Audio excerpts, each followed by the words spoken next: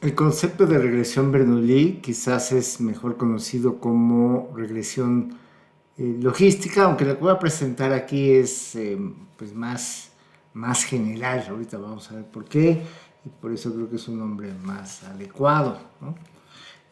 Partimos de lo siguiente: vamos a trabajar con variables aleatorias Bernoulli justamente. Entonces vamos a hacer variables aleatorias, vamos a llamarles y1 hasta yn, que van a ser independientes, pero no idénticamente distribuidas. No idénticamente distribuidas.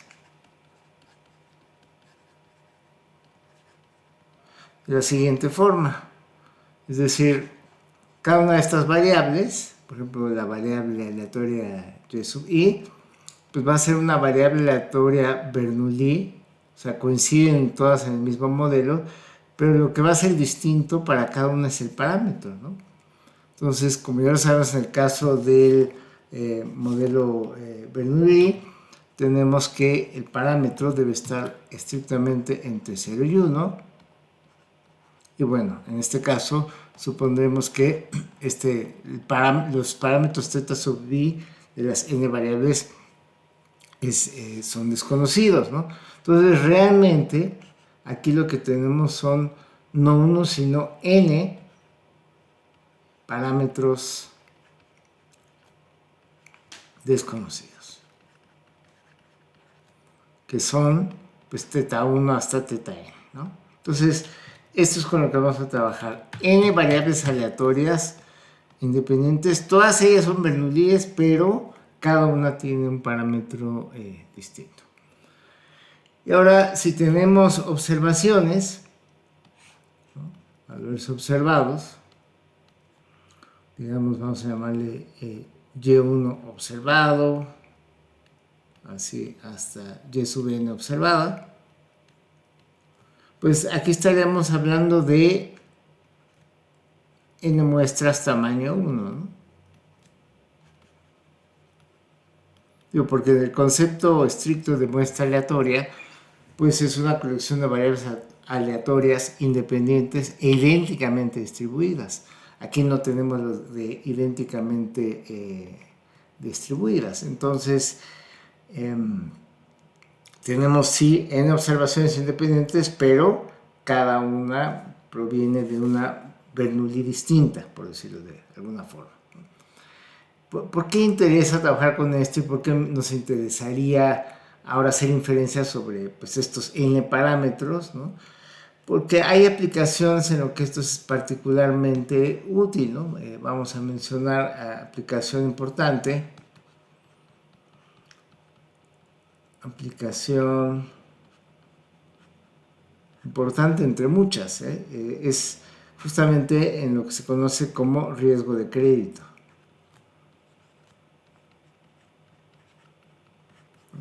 El principal el principal riesgo para un banco cuando otorga un crédito, pues es justamente que a quien le presta el dinero, pues no pague de vuelta lo que se le prestó. Entonces ahí hay un riesgo de no recuperar el crédito que se otorga, ¿no?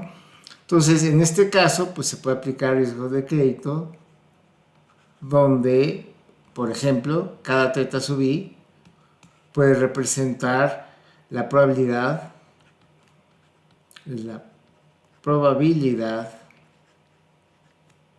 de que el cliente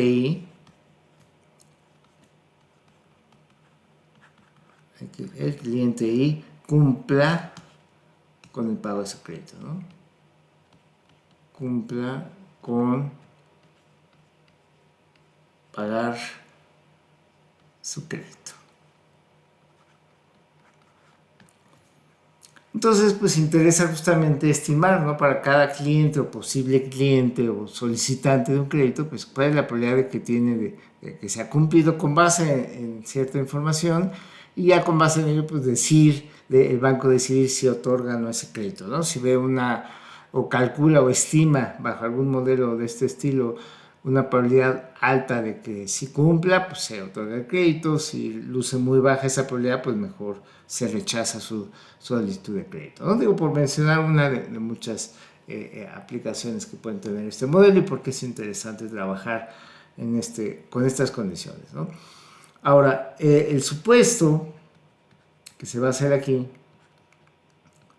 es justamente que la probabilidad de cumplimiento es función, pues, de una variable o vector de variables explicativas de esa probabilidad de cumplimiento, ¿no? Y que pues probablemente va a tener ahí una serie de parámetros, ¿no?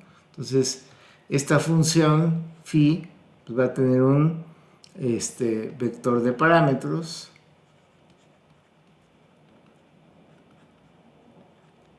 y el caso de x pues es un vector de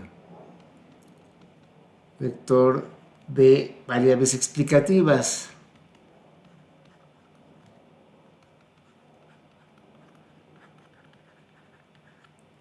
Y el caso de phi pues es una función que hay que proponer, ¿no? Alguna función que se proponga que tenga sentido en algún contexto particular, ¿no? Pero sí debe cumplir una restricción, ¿no? Tal que el rango de esa función, es decir, el conjunto de valores que pueda arrojar, pues esté en el intervalo abierto 0,1, porque es justamente esta función que al evaluarlo en un vector de variables explicativas, pues nos va a dar una probabilidad de cumplimiento, ¿no? Entonces, normalmente, por ejemplo, volviendo al ejemplo del riesgo de crédito, ¿qué variables podrían considerarse como explicativas, ¿no? Pues podría considerarse, por ejemplo, la edad, el sexo, ¿no? Digo, habría que analizar, ¿no? Si un sexo es más cumplido que otro, la edad, su nivel de ingresos, el nivel de endeudamiento que ya tiene esa persona respecto a sus ingresos, la antigüedad en su trabajo, si es casado o no, por ejemplo, si tiene hijos o no, ¿no? O sea, hay muchas posibles variables explicativas que se podrían modelizar, incorporar mediante una función phi que nos trate de decir algo acerca de esa probabilidad de cumplimiento que pueda tener. Digamos que este vector X son las características de un cliente y la idea es que con base en esas características pues queremos estimar esto, ¿no? Y bueno, pues le ponemos un vector de parámetros pues para darle suficiente flexibilidad, ¿no? Pensemos que un banco pues ya tiene una historia, ¿no? de varios años, de muchos clientes a los que ha atendido, de distintas edades, estatus, etcétera, ¿no? Y la idea es, y de ellos todos tienen el historial de si han cumplido o no han cumplido. Entonces, la idea es que con esa información pueda uno ajustar un modelo que nos pueda explicar lo mejor posible esa probabilidad de cumplimiento, ¿no? Bueno, ahora, ¿qué función hay que proponer aquí? Bueno, ese es todo un tema, ¿no? Por ejemplo, la más popular es una que se llama función logística, ¿no? Y por eso es que en muchos casos, en lugar de verlo así, como regresión Bernoulli, vas a encontrarlo en los libros como regresión logística, pero en el caso de regresión logística, pues están casando con una función muy particular que no tiene que ser así de arbitraria, más bien hay que analizar cada caso particular y ver si una función logística o algún otro tipo de función resulta razonable. Por eso prefiero plantearlo en términos así más generales, ¿no? Bien, vamos a abrir una nueva página. Entonces, dado un valor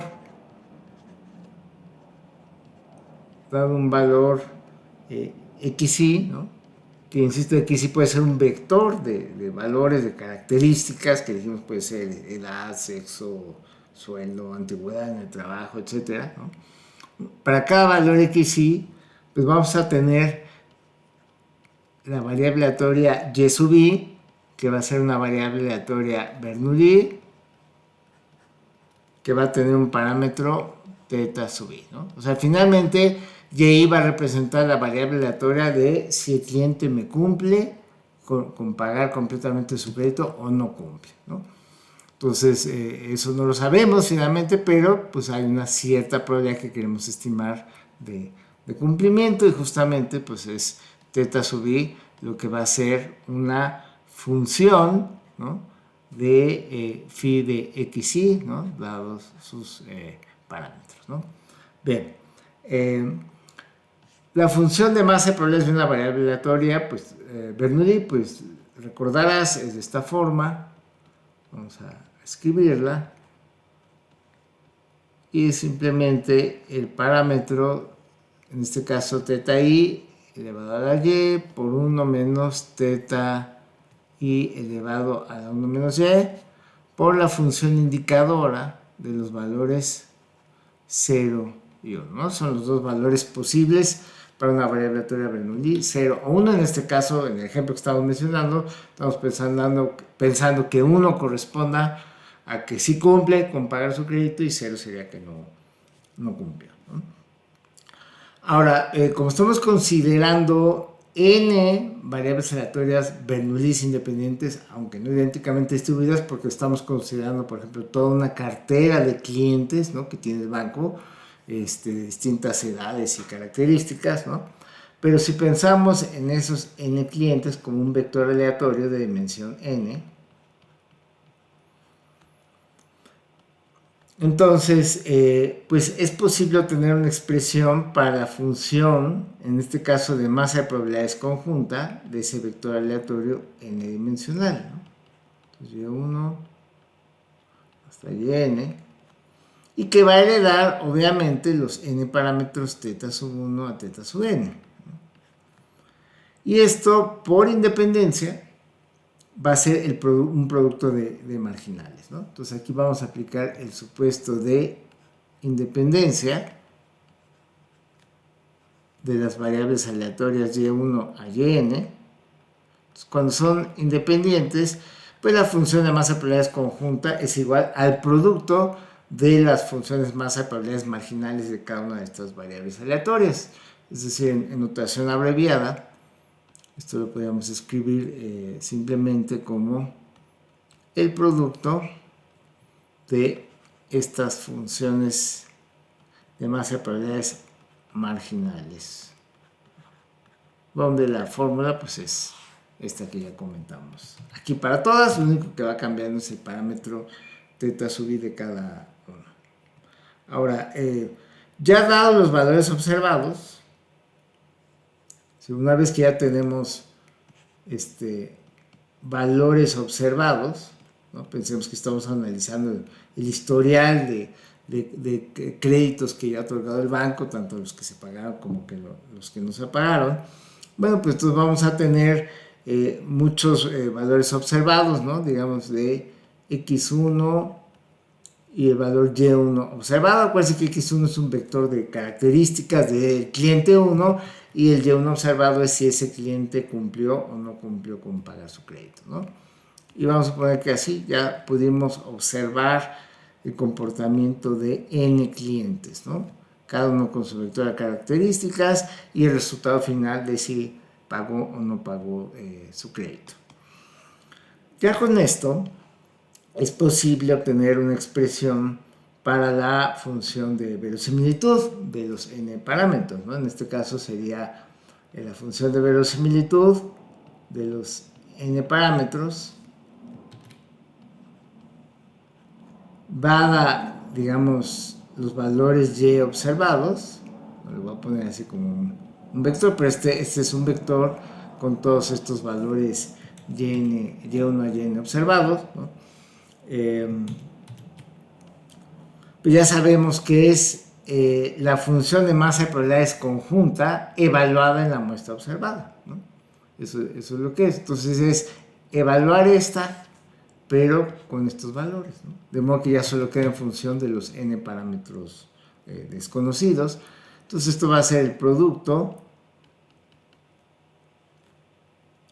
de estas marginales, pero ya evaluadas cada una en el valor observado. De modo que esto ya nada más queda en función de los n parámetros desconocidos. Es decir, aquí tendríamos el producto desde igual a 1 hasta n de θ i al valor y observado por 1 menos θ sub i al valor 1 menos y observado. Ahora, como ya tenemos una fórmula general para θ sub i, es decir, dijimos que tenemos que proponer una función que tenga sentido, una función phi, que relacione la probabilidad de cumplimiento con las características que se tiene con el vector de variables explicativas, ¿no? Y le estamos dejando un vector de parámetros para darle flexibilidad y ajustarse así, poder estimarlos con base en información observada, ¿no? Entonces, pues podemos hacer esta sustitución aquí en esta expresión que obtuvimos para la función de verosimilitud, ¿no? Vamos a hacerlo de una vez, ¿no? Y como θ sub i, aquí insisto, esto es una propuesta de alguna función phi de xi, dado el vector de parámetros, para cada i, cada una de las n variables aleatorias involucradas. Entonces se reparametriza la función de verosimilitud. Digamos, ahora vamos a tener la función de verosimilitud en función de los parámetros, ¿no? De esta función phi, ¿no? Entonces va a ser la función de verosimilitud del vector de parámetros beta dado el observado, y pues esto simplemente pues sustituimos esto aquí y se va a obtener una expresión como la que sigue. Este producto, pero va a ser el producto de la función phi evaluada en cada xi dado el vector de parámetros beta elevado a y observada por 1 menos phi evaluada en xi dado el vector de parámetros beta 1 menos y observada. Entonces ya tenemos una expresión general para la función de verosimilitud, y ya con esto podemos proceder a hacer la estimación del vector de parámetros beta, ya sea vía una estimación clásica, ¿no? Bajo el enfoque clásico de la estadística, ¿no? Podría ser estimación clásica,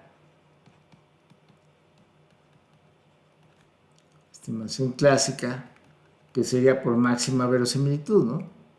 En este caso sería encontrar el vector de parámetros beta que maximice, pues ya sea la función de verosimilitud o equivalentemente el logaritmo de la función de verosimilitud. Es lo mismo, ¿no? La ventaja de maximizar el logaritmo de la función de verosimilitud en lugar de maximizar directamente la función de verosimilitud es que a veces se facilita o algunos procedimientos algebraicos o incluso numéricamente es un poquito más estable o más fácil de controlar. Entonces, pues es lo mismo que maximizar lo que se conoce como la log verosimilitud, que es el logaritmo de la función de verosimilitud. Pues la ventaja de la función logaritmo es que el logaritmo de un producto se convierte en la suma de los logaritmos, ¿no? Entonces el logaritmo de este producto va a ser la suma, ahora va a quedar la suma desde igual a 1 hasta n, del logaritmo de este producto, ¿no? Pero bueno, el logaritmo de un producto es la suma de los logaritmos, y luego el logaritmo de algo elevado a una potencia es esa potencia multiplicada por el logaritmo de esto. Entonces realmente esto se simplifica a y observada por el logaritmo de la función phi evaluada en xy, dado el vector de parámetros beta, más 1 menos y por el logaritmo de 1 menos phi de xy al vector de parámetros beta, ¿no? Entonces, aquí ya tenemos esto. Entonces, bueno, dependiendo de la función que uses como phi, pero aún las más sencillas, a veces te van a llevar a tenerlo que resolver numéricamente y maximizar numéricamente, mediante algún tipo de algoritmo, esta función, ¿no? En términos de los valores posibles de beta, y encontrar aquel vector de valores beta que maximice esta expresión, y así obtendríamos la estimación por máxima verosimilitud del enfoque clásico de la estadística, ¿no? O podríamos aplicar un enfoque bayesiano, ¿no? Estimación bayesiana, ¿no? Aunque bueno, aquí vamos a dejarlo así, estimación bayesiana. Entonces recordemos que bajo el enfoque bayesiano pues hay que obtener una distribución a posteriori sobre el vector de parámetros dada la muestra observada. Bueno, ya le puse como subíndice, es lo mismo. Y que tiene que ser algo proporcional a esta función de verosimilitud que ya obtuvimos, multiplicada por una distribución a priori para el vector de parámetros, ¿no? O bien, algo que es como intermedio entre estos dos enfoques, ¿no? Que podría ser, y que ya lo he explicado en otros videos, pues es aplicar un método ABC, ¿no? Que se conoce como Approximate Bayesian Computation. Bueno, sí, quedó medio feo. Computation. En fin, ¿no? Cualquiera de los métodos que quieras tú aplicar, ¿no? Y en estos casos, bueno, pues ya puedes proceder y aplicar ese método de acuerdo a lo que hemos visto en otro video. También podemos hacer una estimación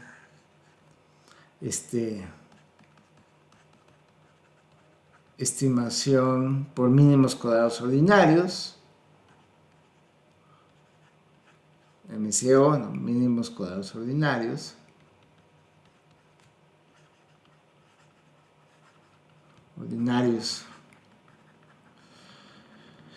Que en este caso pues consistiría en igual en un proceso de optimización como ocurre con la función de verosimilitud de enfoque clásico, pero aquí la función que hay que optimizar es diferente y hasta más sencilla de trabajar, porque sería una función, ¿no? H, que es función del vector de parámetros beta, y que simplemente pues lo que se busca es, en este caso, minimizar las diferencias cuadráticas entre los valores y observados, ¿no? Que son ceros o unos, ¿no? Si cumplió o no cumplió, menos esa probabilidad de que haya cumplido, ¿no? Que serían las xy1, bueno, es un vector, pero bueno, vamos a dejar así, ¿no? xy dado el vector de parámetros beta, ¿no?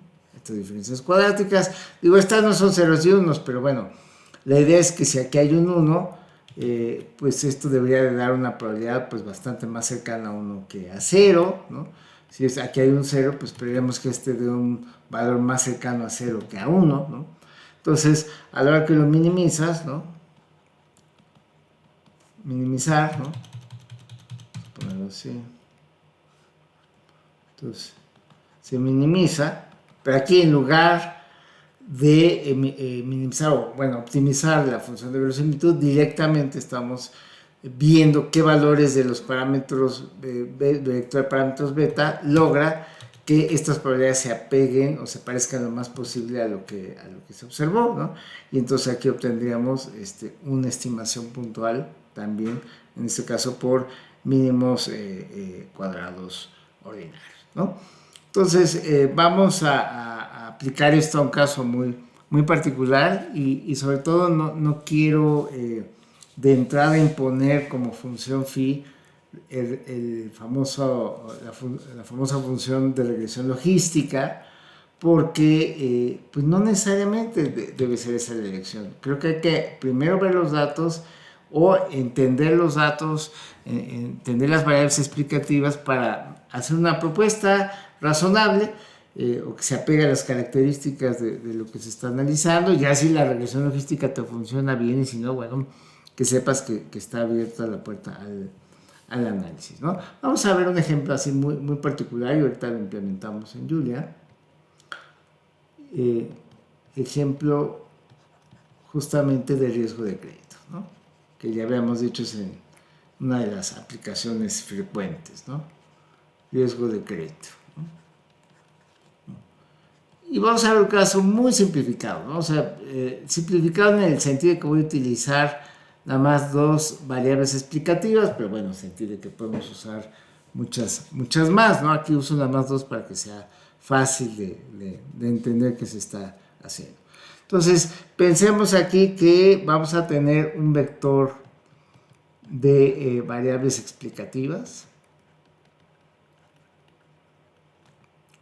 X, ¿no? Y voy a considerar nada más dos variables explicativas, X1 y X2, ¿no? Esta me va a representar la edad de la persona y vamos a suponer que, bueno, solo se otorga créditos a mayores de edad a partir de los 18 y que la máxima edad a la que se otorga un crédito en este banco pues es 55, no es la política de esa institución, y esta pues va a ser sexo, ¿no? Del solicitante 0 y 1, ¿no? Pensemos que el 0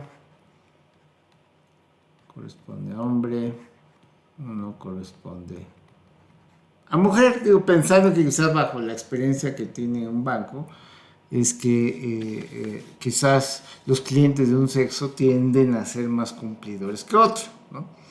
Entonces, bueno, en este caso lo que vamos a tener como variable aleatoria que representa a cualquier cliente, pues hay una variable aleatoria, vamos a llamarle y sub x, con este vector de características, ¿no?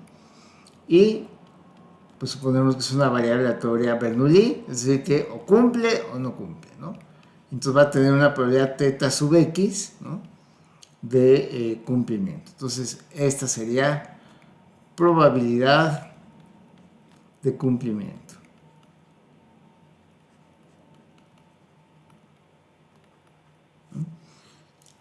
Entonces, antes de proponer una función phi, en lugar de imponer y así de manera automática, ciega, decir, yo voy a usar una función phi, una función de logística, ¿no? Pues primero hay que ver los datos y ver, con base en eso, hacer una propuesta razonable, ¿no? Supongamos que de acuerdo a historia reciente,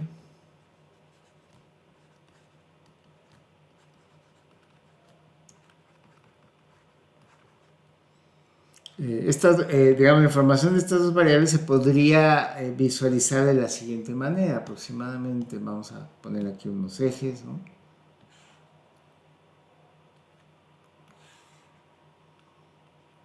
Entonces el eje horizontal pues va a representar la edad, ¿no? Pensemos, aquí tenemos la edad, ¿no? Entonces esta es la variable x1, ¿no? Y aquí tenemos la proporción de cumplimiento, ¿no? Proporción de cumplimiento. Entonces, bueno, pues si es una proporción debe ser algo entre 0 y 1, ¿no? Vamos a ponerlo aquí así.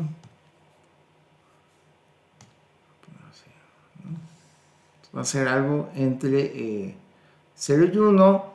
Y dijimos la edad mínima que estamos considerando, pues la de que sean mayores de edad. Entonces, pues empezaremos con 18 años de edad, 19 en adelante.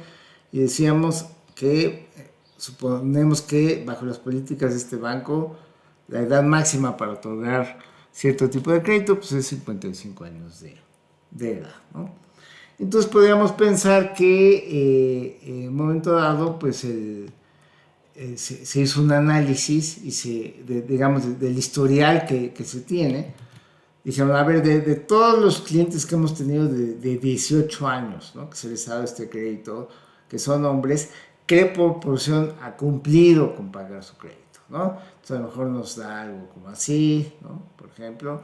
Y luego, de todos los 19 años, ¿qué proporción cumplió? Ah, no, pues ya cumplió un poquito más, ¿no? Y a lo mejor vemos que un comportamiento así, ¿no? Pensemos que es algo así, ¿no? Esto nada más correspondería a hombres, ¿no? Entonces, sería hombres, ¿no?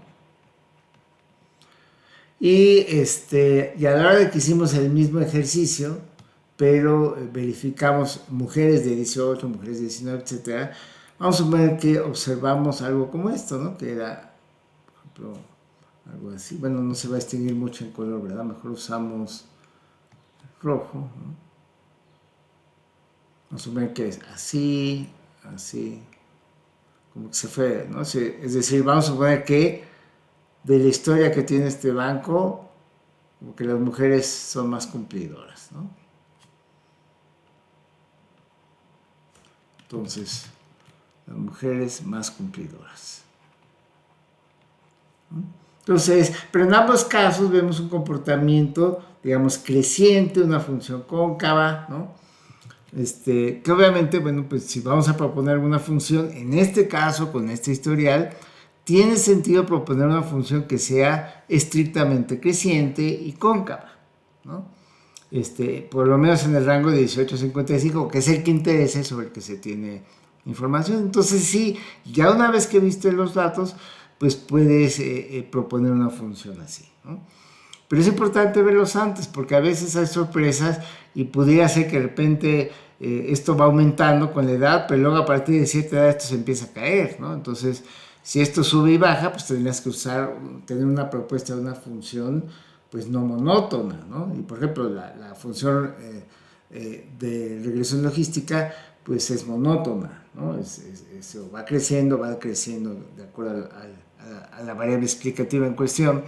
Y no necesariamente tiene que ser así, por eso es que sí es importante ver los datos, ¿no? Ya si ocurre así, bueno, entonces ya hay que pensar como qué función puede representar este comportamiento, ¿no? Por ejemplo, una propuesta, ahora sí, aquí ya podríamos pensar o discutir distintas propuestas, ¿no? Supongamos, por ejemplo, digamos, aquí estaríamos diciendo como la variable x2 pues es o 0 o 1, ¿no? Porque representa justamente el sexo del cliente, ¿no? Entonces, pues realmente aquí es donde está representada la variable x2, ¿no? Es decir, cuando vale 0, pues representa a hombres, cuando vale a mujeres se representa a 1. Entonces realmente estamos diciendo, bueno, pues en ambos casos debe ser alguna función creciente en la edad, cóncava, ¿no? Pero la diferencia es que, bueno, con mujeres va a ir un poquito por arriba, hombres va por abajo, ¿no? Entonces, bueno, pues sí, podríamos pensar en dos modelos y ya dependiendo del sexo se escoge el modelo de mujeres o el modelo de hombres, ¿no? Entonces, podemos pensar, por ejemplo, para el modelo de hombres, ¿no? Vamos a llamar una phi sub h, de la variable en función ya nada más de la edad. Bueno, una de tantas propuestas que podríamos hacer para un comportamiento así, ¿no? Que va creciendo, pero obviamente se tiene que estabilizar, no puede pasar de 1, ¿no? O por lo menos no en el rango de 18 a 55, ¿no? Digo, una manera de garantizar que eso no suceda, pues sería con una función de este estilo, ¿no? 1 menos una exponencial, por ejemplo, de menos beta 1 más beta 2 de X1, por ejemplo, ¿no? Con beta 1, bueno, beta 1 puede ser cualquier número real, pero beta 2 sí tendría que ser un número real positivo, ¿no? Para garantizar que estamos restando algo y entonces conforme X crece y crece, pues esto se va yendo a 0 y esto se va acercando a 1, por decir algo. No digo pensando que fuera cierto que la gente todo el tiempo entre más y más edad se vuelve más cumplidora, ¿no? Digo, aquí lo estamos cortando hasta edad 55, ¿no? Pero no sé, podemos pensar que ya alguien de 70 años, 75 años, pues a lo mejor financieramente, si es que se otorgaran créditos, esto a lo mejor empezaría a crecer, no lo sé, ni tenemos la información porque este banco estamos suponiendo que dice más de 55 años de edad ya no otorgó créditos, ¿no? Entonces tendríamos un modelo de este estilo. Este es una de tantas propuestas que puede generar un comportamiento de este estilo, ¿no? Igual podemos proponer algo similar para mujeres, pero obviamente será con otros parámetros, tal que la curva quede un poco más arriba que la de hombres, ¿no? Entonces vamos a ponerle phi de m, y pues esto sería 1 menos e a la menos, vamos a poner otros parámetros, beta 3 más beta 4x1, ¿no? Y similarmente, pues beta 3 es cualquier número real, pero beta 4 tiene que ser un real positivo para que tenga ese comportamiento. Ahora, ¿por qué usamos esto aquí, esta transformación lineal en esto?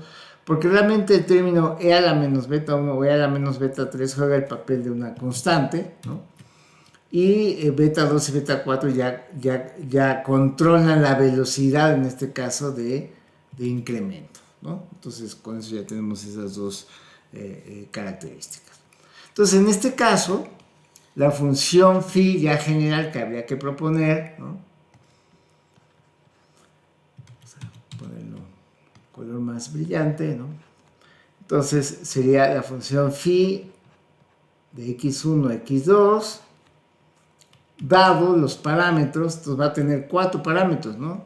Beta 1, beta 2, que los primeros dos tienen que ver con el modelo de hombres, beta 3, beta 4, el modelo de mujeres, pero ya de manera integrada, bueno, pues tenemos 4 parámetros en total para esta función phi que se está proponiendo y que puede expresarse como 1 menos x2 por la phi de hombres, ¿no?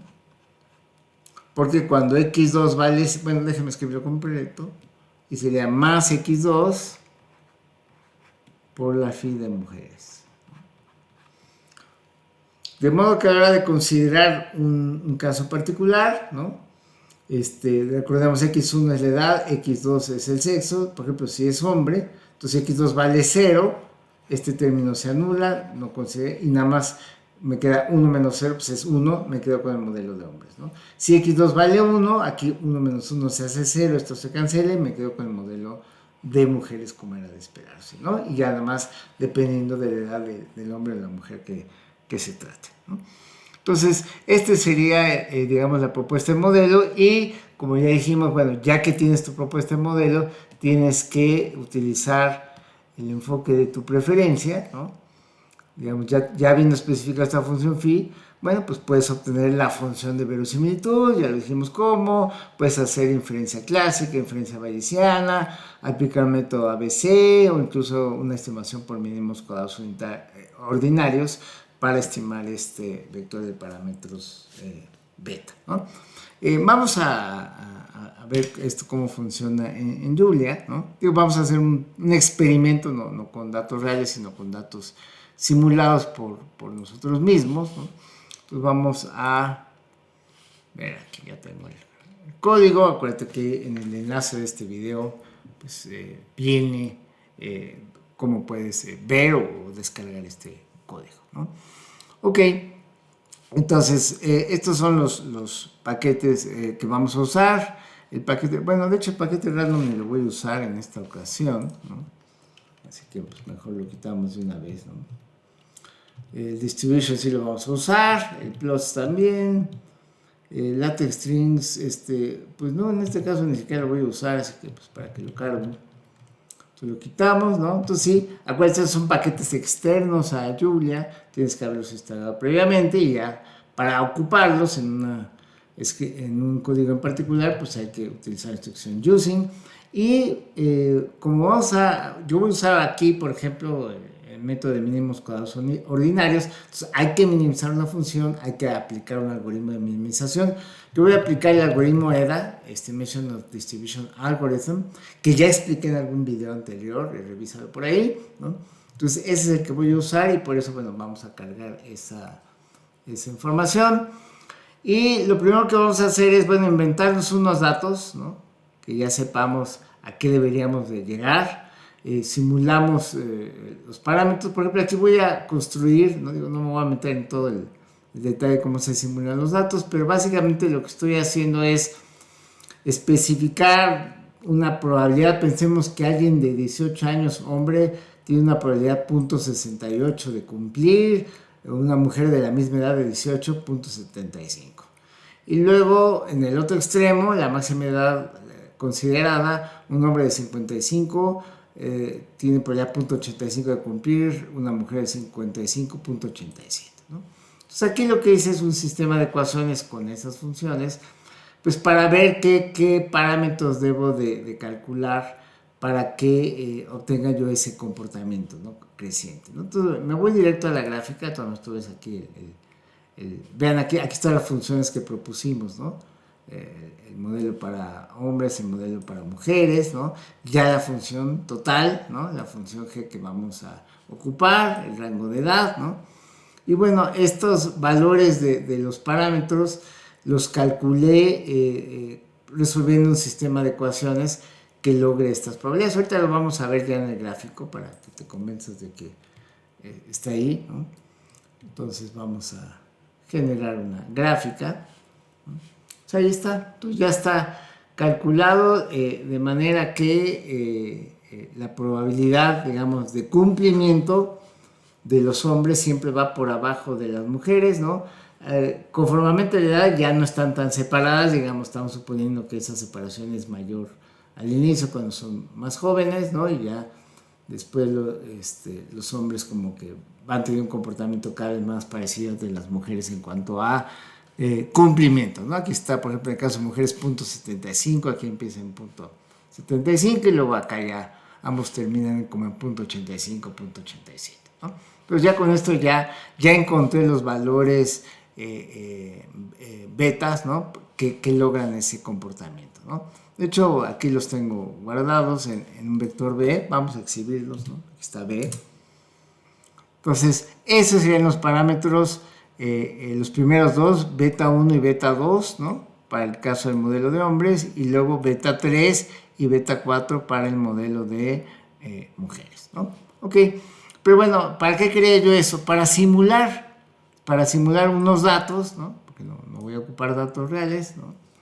Sino voy a simular unos datos para ilustrar estas ideas. Entonces vamos a simular 3,000 observaciones, ¿no?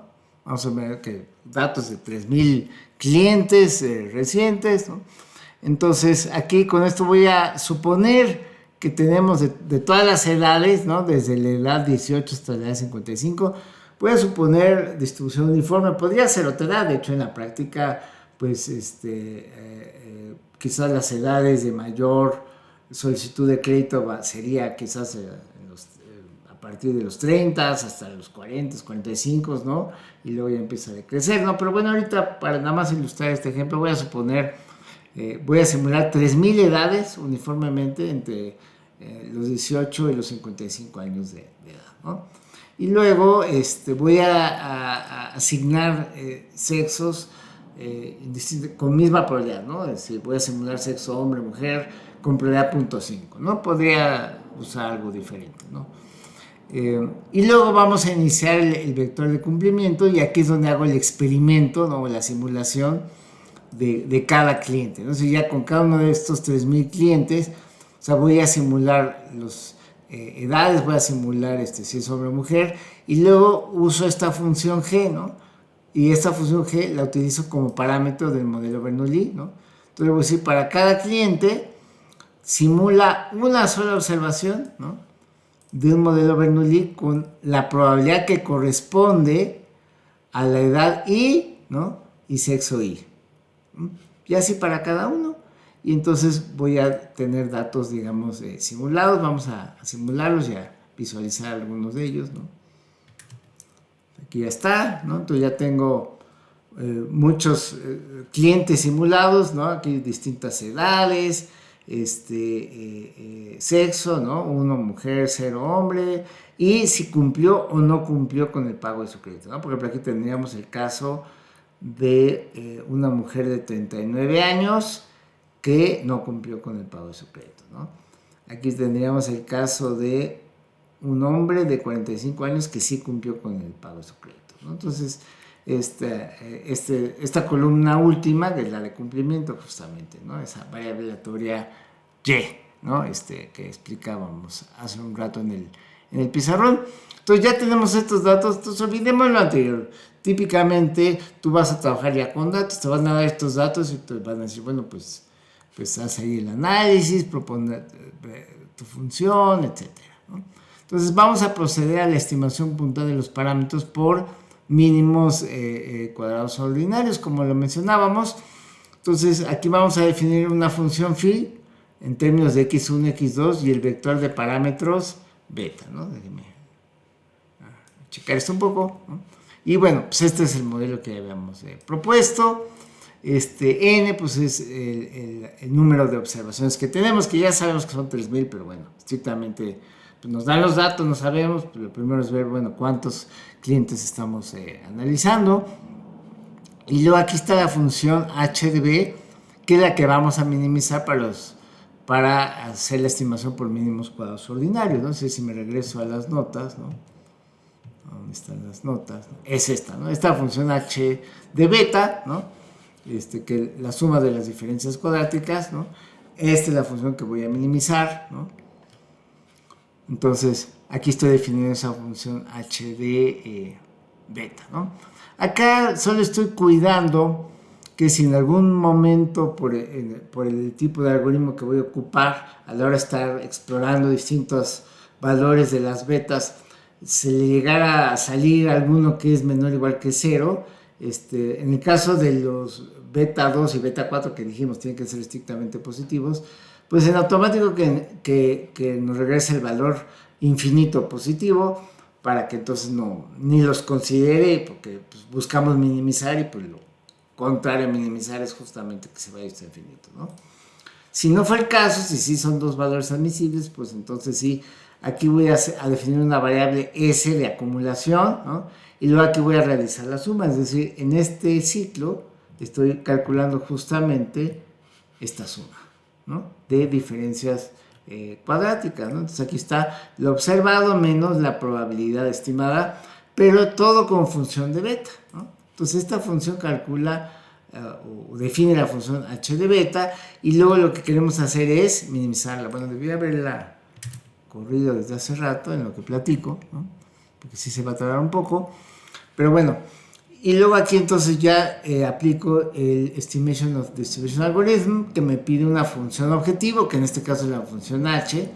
Luego me pide un vector de valores mínimos, ¿no? Y otro vector de valores máximos, ¿no? En dónde va a buscar. Este conjunto, digamos, de búsqueda para los valores parámetros, sí se tiene que calibrar un poquito por prueba y error antes de echar a andar el algoritmo, porque como en el caso de muchos algoritmos sí requiere, digamos, una ayudadita, o sea, que no le des así algo muy amplio porque se te puede tardar muchísimo, sino que sí por prueba y error veas como por dónde están los valores de los betas y bueno, ya que tengas un intervalo no demasiado amplio, pero que deje claro empíricamente que por ahí anda, pues entonces ya defines ese intervalo de búsqueda y ya puedes echar a andar el algoritmo para que no tarde tanto y tenga buena... Finalmente es una aproximación, ¿no? Bueno, ya terminó, ¿no? Entonces, y vamos a ver, aquí de hecho, al final agregó a la gráfica, lo que estimamos es, ahorita vemos los valores de beta que se obtuvo, pero bueno, recuerden esta gráfica ya la teníamos, era el valor teórico, los puntos rosas y los puntos azules de mujeres y hombres, ¿no? Las probabilidades de cumplimiento para uno y otro. Luego simulamos los datos, ¿no? Nos olvidamos de esto y entonces lo que estamos viendo es qué que también se ven estas curvas ya con las betas estimadas por el método de cuadrados ordinarios, ¿no? En este caso esta curva violeta, pues vean ustedes cómo se parece mucho al comportamiento de lo teórico, igual el de hombres estimado, esta curva azul, pues se parece mucho también a este comportamiento. Al que es el teórico. En la práctica no tienes datos simulados, no tienes contra qué comparar. Aquí es un experimento vía simulación para justamente ver que el método pues da resultados razonables, ¿no? Pero bueno, si queremos comparar los valores ya de las betas teóricas que nos inventamos contra las estimadas, ¿no?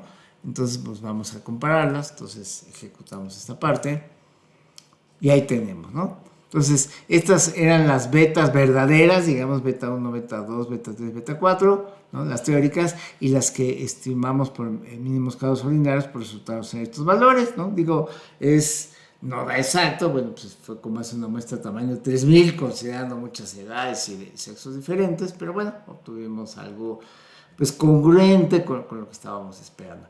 Ya si esto es a nivel de estimación puntual, ¿no? Entonces, a nivel de estimación puntual, pues tienes diversas opciones, ¿no? Decíamos con método ABC, bueno, decíamos, podríamos haber usado la función de verosimilitud y aplicar máxima verosimilitud, o hacer estimación bayesiana, estimación ABC. Yo ahorita me fui por el más sencillo para ilustrar la idea, pero bueno, esto es a nivel de estimación puntual. Si tú quisieras hacer estimación por intervalo, por ejemplo, pues definitivamente sería mejor una estimación bayesiana en el momento dado, aunque puede ser un poquito complicado el tema de la priori, o más sencillo quizás, una approximate Bayesian computation, donde simulas a posteriori este vector de betas, ¿no? Y entonces ya con las simulaciones a posteriori, pues es más fácil de manera empírica estimar intervalos, ¿no? Para betas o cosas de ese. O si quisieras hacer un contraste de hipótesis, ¿no? Pero bueno, aquí lo importante era mostrar, ¿no? Cómo trabajar con un modelo de regresión Bernoulli, que en el caso de esta función phi, que relaciona las variables explicativas con la probabilidad de éxito, de cumplimiento, por ejemplo, de estas variables Bernoulli, pues no tiene que ser una función logística. Se puede proponer una función logística, una función probit, en fin, funciones que mapeen, digamos, al vector de variables explicativas en el 0,1. Hay muchísimas, no te cases nada más con la regresión logística. Es mejor analizar primero los datos y luego, con base en ello, pues pensar cuál sería una propuesta adecuada a los datos que estás trabajando dentro del contexto en el que se encuentran estos datos.